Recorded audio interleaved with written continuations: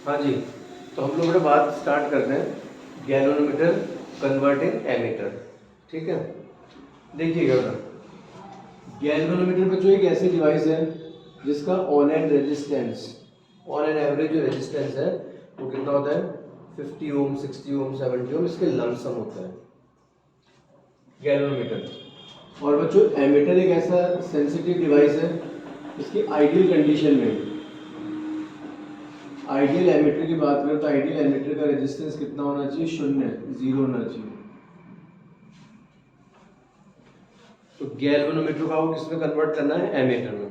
तो याद रखना आपको एक ऐसी डिवाइस जिसका एवरेज रेजिस्टेंस 50, 60, 70, 80 के आसपास है, उसको एक ऐसी डिवाइस में कन्वर्ट करना है जिसका रेजिस्टेंस जीरो होना चाहिए।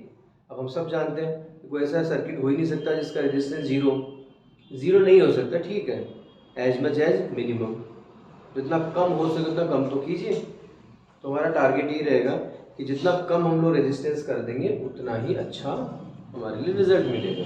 ठीक है, तुम्हारी कोशिश यही है as much as minimum resistance. तो गैल्वेनोमीटर के रेजिस्टेंस को आप जितना कम कर देंगे उतनी अच्छी क्वालिटी का क्या बन जाएगा बच्चों, एमीटर बन जाएगा। तो इस टारगेट पर चलते हुए आप लोग क्या करते हैं, ये दिमाग में क्लियर है कि गैल्वेनोमीटर के रेजिस्टेंस को मुझे कम करना है। अब रेजिस्टेंस चेंज करने के लिए हमारे पास टू प्रोसीजर्स हैं, series combination and parallel combination. Series में रिजल्ट कितना होता है R1 प्लस R2, तो बढ़ता जाएगा। पैरेलल में क्या होता है 1/R1 प्लस 1/R2। तो आपको पता है पैरेलल कॉम्बिनेशन में जो रिजल्टेंट रेजिस्टेंस होता है, पैरेलल कॉम्बिनेशन में जो रिजल्टेंट रेजिस्टेंस होता है ना, वो अरेंज मिनिमम वैल्यू से भी कम होता है। जो सबसे छोटी वैल्यू होगी उससे भी कम होगा, पक्का।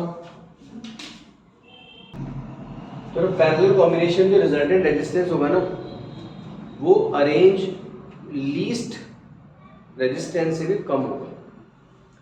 ठीक है, तो सपोज कीजिए आप लोगों ने यहाँ पर 1 ओम लिया और यहाँ पर लिया 100 ओम, पैरेलल कॉम्बिनेशन में 1 ओम और एक 100 ओम लिया, तो रिजल्टेंट अमाउंट कितना आएगा उधर पैरेलल कॉम्बिनेशन में 1 × 100 अपॉन 1 + 100। तो आप समझ सकते हैं 100/101 दैट इज लेस देन 1। तो ध्यान रखा था 1 ओम भी था और 100 ओम भी था, पैरेलल अरेंज किया तो रिजल्टेंट जो अमाउंट आया वो सबसे छोटी वैल्यू से भी छोटा आएगा, तो 1 ओम से भी लेसर अमाउंट है। डन है, कोई दिक्कत नहीं। यही कॉन्सेप्ट आप यहाँ यूज कर रहे हैं। आपके दिमाग में चीज सेट है कि गैल्वेनोमीटर को एमीटर में कन्वर्ट करना है, मतलब एक ऐसा डिवाइस जिसका रेजिस्टेंस 50 ओम के आसपास है उसको तुम्हें 0 ओम के आसपास में कन्वर्ट करना है। एग्जैक्टली 0 नहीं भी हो पाए कोई बात नहीं, एज मच एज मिनिमम। तो इसीलिए आप लोगों ने क्या किया, गैल्वेनोमीटर के पैरेलल कॉम्बिनेशन में एक शंट वायर अटैच किया हुआ,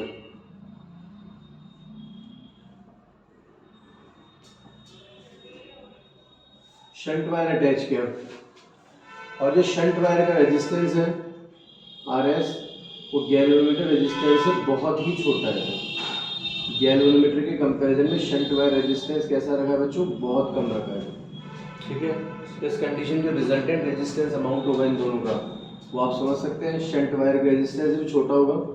और ये जो डिवाइस तैयार हो रहा है, ये जो डिवाइस बना रहा है, इससे हम लोग कहेंगे एमीटर। ये एमीटर बन चुका है, क्लियर है, तो दिक्कत नहीं। सर्किट में जो टोटल करंट फ्लो हो रहा है I, उसमें से गैल्वेनोमीटर में कितना गया IG, तो शंट वायर में कितना चला गया I - IG। वर्किंग कॉन्सेप्ट क्या था कि दोनों कॉम्बिनेशन पैरेलल में है, तो पैरेलल में दोनों का पोटेंशियल सेम होगा। तो बच्चों हम कह सकते हैं potential of galvanometer must be equal to potential of shunt wire. तो शंट वायर का गैल्वेनोमीटर का पोटेंशियल सेम है, कितना रहेगा IG RG is equal to I - IG into RS।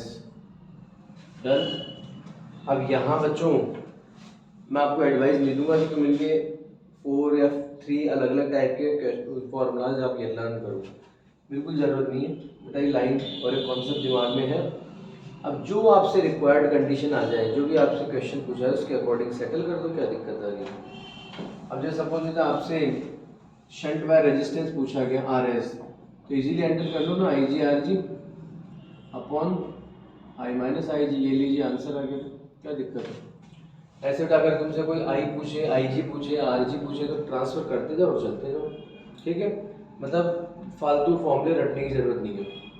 अब इनमें कौन क्या है ये भी देख लो। आर जी है गैल्वेनोमीटर रेजिस्टेंस, आर एस है शंट वायर रेजिस्टेंस, आई क्या है वो मैक्सिमम करंट जिसे काउंट करने के लिए आप एमीटर बना रहे हैं। वो मैक्सिमम करंट जिसको कैलकुलेट करने के लिए आप एमीटर तैयार कर रहे हैं वो है आई।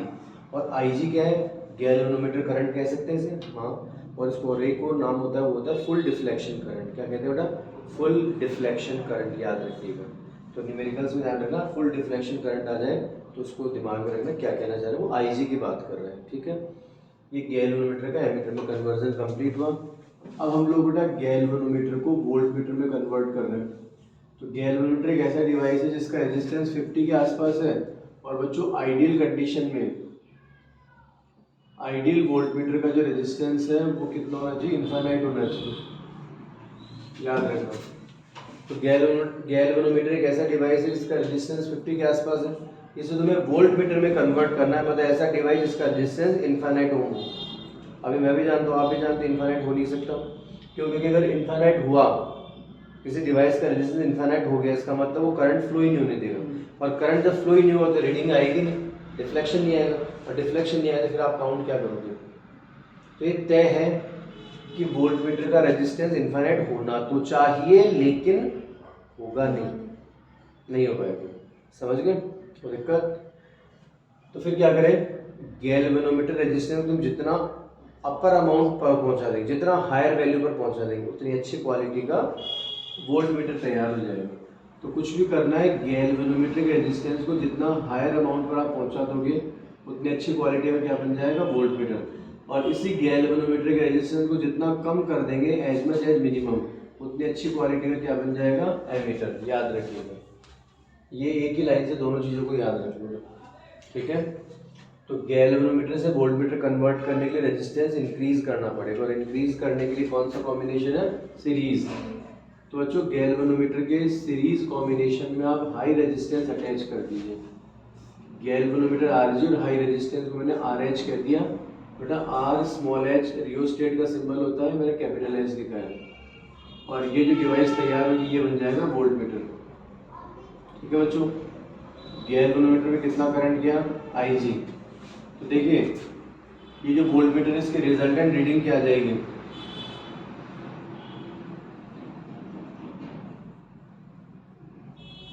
रिजल्टेंट अमाउंट, रिजल्टेंट रीडिंग कितनी रहेगी, Vg plus V H, series में है ना।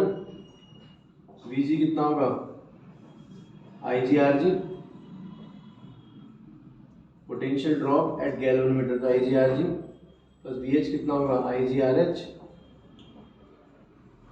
ओके, अब यहाँ से फिर से वही बात है, जो आपसे पूछा जाए उसके अकॉर्डिंग सेटलमेंट कर दो। अगर आई जी कॉमन लेके मैं ट्रांसफर करूँ, तो मान लीजिए आई जी मैंने कॉमन लिया, R G plus R H. अगर मुझे आर एच चाहिए तो V upon I G minus R G, कर दिया ट्रांसफर।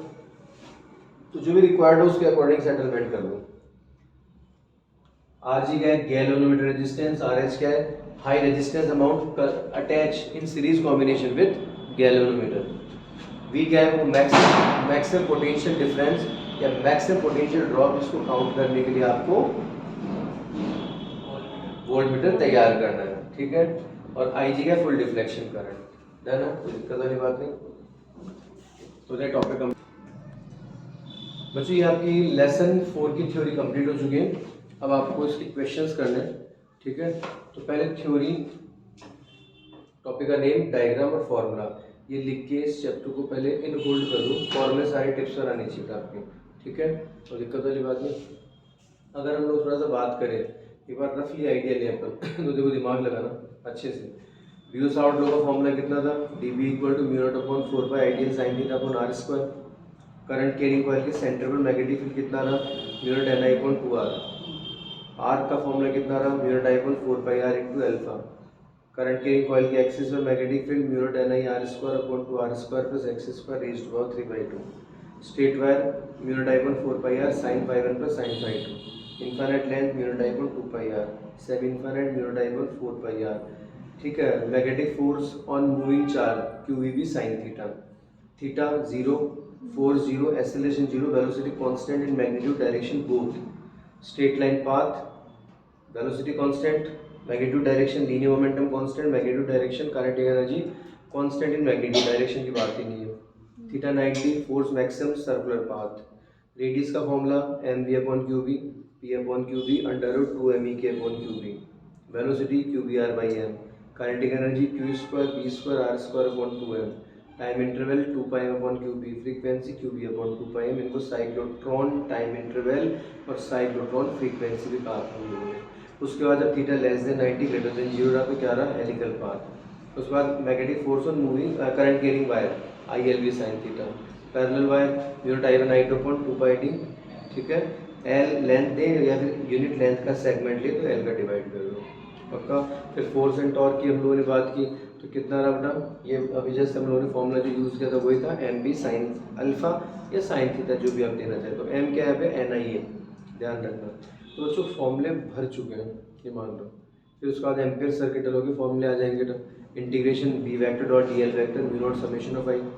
करंट कैरिंग कॉइल के लिए हम लोग बात करें अगर मान लो सॉलिनॉइड की फॉर्म में तो mu naught small n I, small n क्या था n/l, total number of turns upon length.